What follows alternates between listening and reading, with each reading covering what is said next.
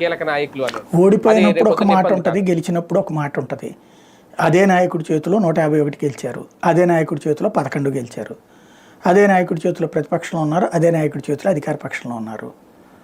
నాయకుడి ఆలోచన తీరుని మార్చలేరు ఎవరు కూడా.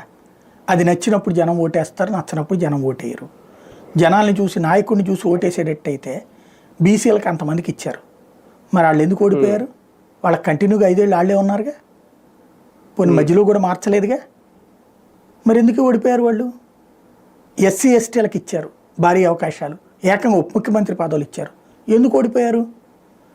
కాపుకి ఇచ్చారు ఉప ముఖ్యమంత్రి, వరుసగా రెండు టర్మ్స్ ఇద్దరికి ఇచ్చారు, మరి ఎందుకు ఓడిపోయారు? అంబటి రాంబాబును ఆళ్ళనాని. అలాగే కమ్ సామాజిక వర్గానికి సంబంధించినటువంటి కొడాల నాని కానీ వీళ్ళదంటే పోనీ పక్కన పెడదాం, ఎందుకంటే తెలుగుదేశం కమ్మ సామాజిక వర్గం బలంగా ఉంది కాబట్టి. మరి మిగతా సామాజిక వర్గాల వాళ్ళు ఎందుకు ఓడిపోయారు? బేసిక్గా వాళ్ళు ఇంకోటి పోనీ తెలుగుదేశం వాళ్ళ దృష్టిలో నోటి దోల, లేకపోతే వైసీపీ వాళ్ళ దృష్టిలో స్ట్రాంగ్గా మాట్లాడేటటువంటి వంశీ, రోజా, వీళ్ళందరూ ఎందుకు ఓడిపోయారు బేసిక్గా? కాబట్టి ఒక వేవ్ వచ్చినప్పుడు ఏదైనా వెళ్ళిపోతుంది. అయితే సాధారణంగా ఏంటంటే ఇప్పుడు ఇంకా 4 ఏళ్ళు ఉంది, ప్రిపేర్ చేసుకోవాలి నియోజకవర్గాల్లో. వీళ్ళు కాకపోతే కొత్త వాళ్ళు ఎవరు వస్తారు?